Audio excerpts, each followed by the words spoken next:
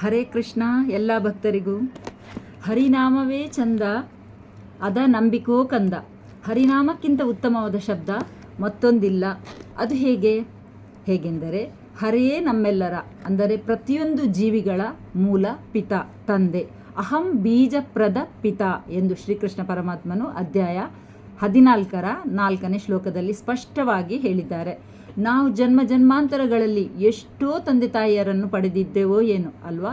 ಆದರೆ ಇಂತಹ ನಮಗೆ ಇಷ್ಟರ ತನಕ ತಿಳಿಯದ ಅನೇಕ ವಿಷಯಗಳು ಭಗವದ್ಗೀತೆ ಮತ್ತು ಶ್ರೀಮದ್ ಭಾಗವತಂದಲ್ಲಿ ತಿಳಿಯುತ್ತದೆ. ಹಾಗೆ ಗೀತೆಯ 10ನೇ ಅಧ್ಯಾಯದ 25ನೇ ಶ್ಲೋಕ ಅಂದರೆ ವಿಭೂತಿ ಯೋಗದಲ್ಲಿ ಕೃಷ್ಣ ಪರಮಾತ್ಮ ಹೇಳಿದ್ದಾರೆ, ಯಜ್ಞಗಳಲ್ಲಿ ನಾನು ಜಪಯಜ್ಞ ಎಂದು.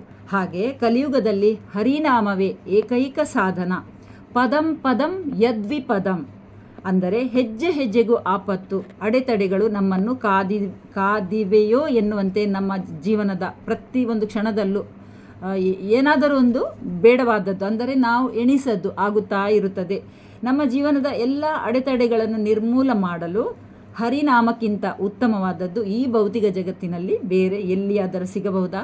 ಖಂಡಿತ ಇಲ್ಲ. ಆದ್ದರಿಂದ ಇಸ್ಕಾನ್ RR ನಗರ ಬೆಂಗಳೂರು ಇವರ ಅಂದರೆ ವತಿಯಿಂದ ಝೂಮ್ ಮುಖಾಂತರ ಪ್ರಸಾರವಾಗುವ ಬೆಳಿಗ್ಗೆ ಹರಿನಾಮದ ಜಪ ಯಜ್ಞದಲ್ಲಿ ನಾವೆಲ್ಲರೂ ಪಾಲುಗೊಳ್ಳೋಣ.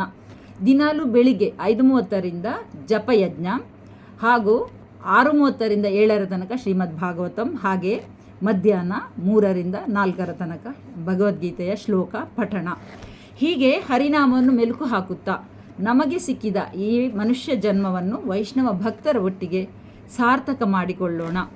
ಹರೇರ್ನಾಮ ಹರೇರ್ನಾಮ ಹರೇರ್ನಾಮೈವ ಕೇವಲಂ ಕಲೌ ನಾಸ್ತೇವ ನಾಸ್ತೇವ ನಾಸ್ತೇವ ಗತಿರ್ ಅನ್ಯತಾ. ಇದಕ್ಕಿಂತ ಬೇರೆ ದಾರಿಯೇ ಇಲ್ಲ.